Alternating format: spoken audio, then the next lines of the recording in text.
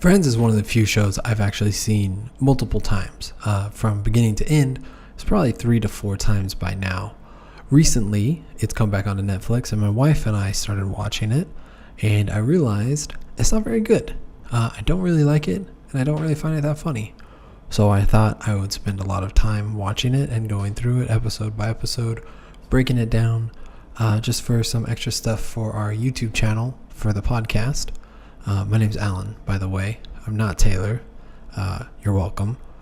But yeah, so this is Friends episode 1 from season 1, just called Pilot. There's nothing to tell. It's just some guy I work with. Come on. You're going out with the guy. There's got to be something wrong with him.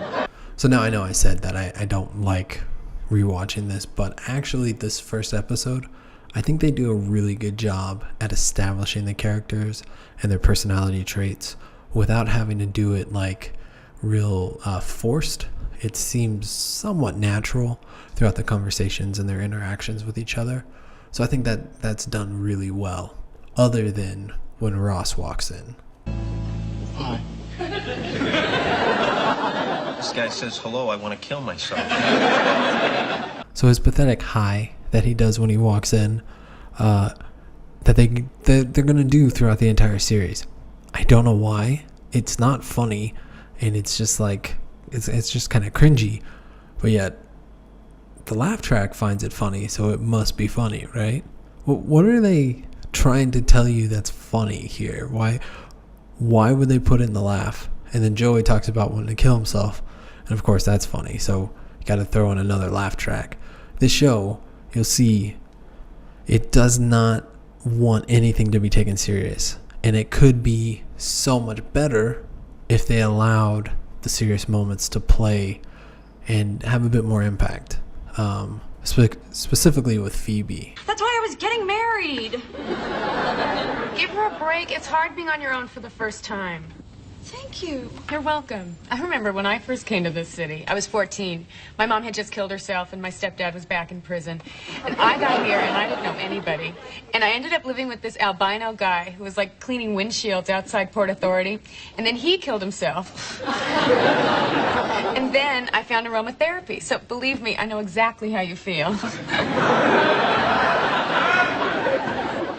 The word you're looking for is... Anyway. Am I missing something? That wasn't funny, right? Like, there is no reason to throw in a bunch of laugh tracks over that. Like, that's not a joke. It's not even that comedic of a moment. Maybe the last part when she gets up, I'll give you that. But up before that, why add in a laugh track? Are you okay, sweetie? I just feel like someone reached down my throat, grabbed my small intestine, pulled it out of my mouth, and tied it around my neck. Cookie? Carol moved her stuff out today. Oh. Let me get you some coffee. Thanks. So that clip with Phoebe was out of order just to make a point.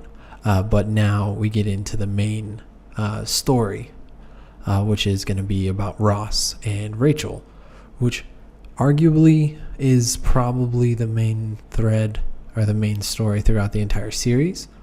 Considering it bookends it, it's probably safe to call it that. But I mean, I guess you could probably argue other things, but I'm going to go with that. Ooh.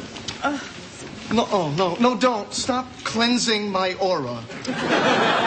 Don't just leave my aura alone, okay? So this is one of the moments I was talking about that I felt really does a good job establishing their character in somewhat of a natural way. Obviously, this isn't really a natural circumstance that you would find yourself in, but you believe that these characters know each other and are this way, which is impressive, especially for being 5 minutes into an episode. I'll be fine, all right? Really, everyone. I hope she'll be very happy. No, you don't. No, I don't. To hell with her. She left me. And you never knew she was a lesbian. I don't really have anything to add here other than that's a pretty pivotal reason why Ross's marriage fell apart.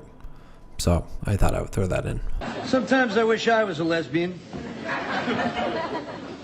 Did I say that out loud? Now this joke would be funny if it didn't come across as so calculated which I think is a big issue I have with Chandler, is that he seems like the character is written to be kind of aloof, kind of not really with it, but he plays it so sarcastically that it doesn't fit. That felt like he was doing a performance for his friends and more for the audience, people watching the show, which obviously, yeah, that's what he's doing, but you don't want to think that someone is performing as the character. You don't want to think the character is performing. I don't know if that makes sense, but that's what I'm trying to say. All right, Ross, look. You're feeling a lot of pain right now. You're angry. You're hurting. Can I tell you what the answer is? Strip joint! Come on, you're single. Have some hormones. I don't know about you guys, but me and my friends always tell each other to have some hormones. I'm not going to go through the entire series clip by clip like this. I mostly wanted to make sure I got in kind of everyone's establishing moment that I was talking about before. That's why it's taking so long to get through this short scene. But I promise this is not my intention to go through scene by scene, frame by frame of Friends. I'm sure someone else will, or if not has already. Whatever, I don't care. I just want to be married again.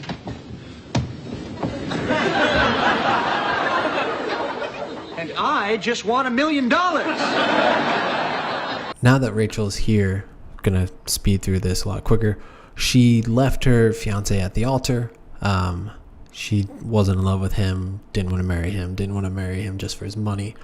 Moves out with Monica and is deciding to become independent. She wants to start her own life and not rely on her family's money and, you know, her husband to do all of that.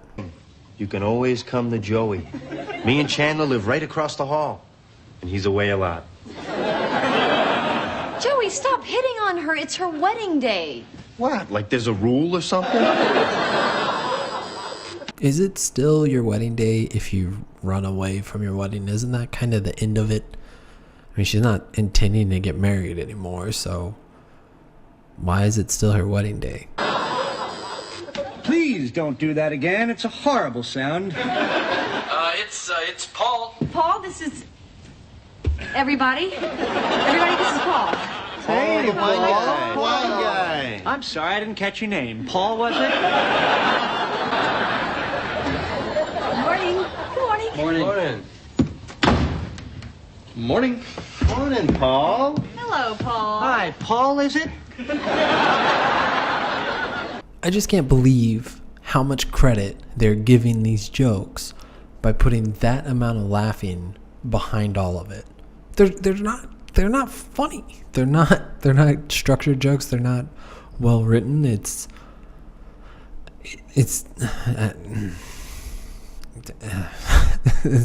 is my problem with the show. It's not very good. The word you're looking for is... Anyway... You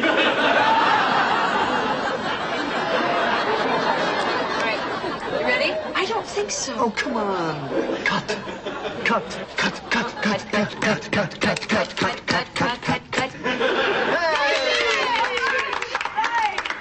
Maybe I'm a bad friend, but I've never broken out into applause for any of my friends.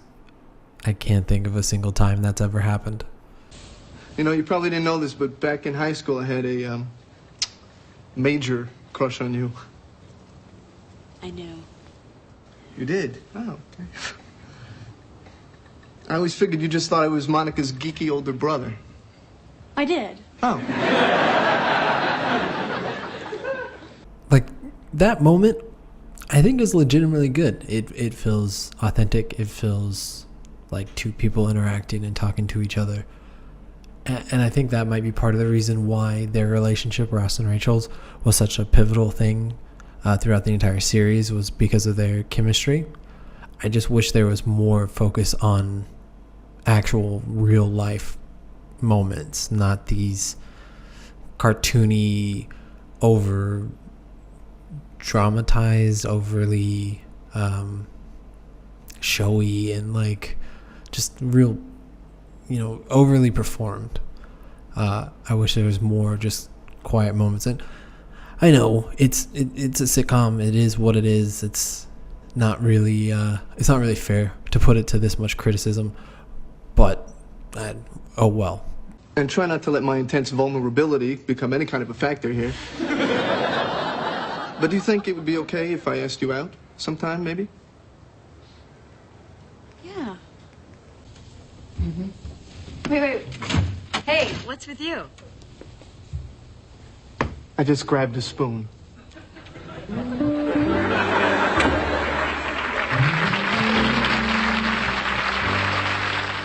Now that was in reference to a conversation they had earlier in the episode about trying different flavors of ice cream. You're not just stuck to... So Ross was concerned that he only had one woman, which would be Carol. And Joey told him, there's tons of other ice cream flavors. Just grab a spoon and, try them. The problem with that I think that was fine when Joey said it, but the whole bringing it back and... I don't know. I feel like... This show, I think Seinfeld did it a lot too, where they try to make things that aren't a thing, and it's just kind of obnoxious. But yeah, so that's pretty much the first episode.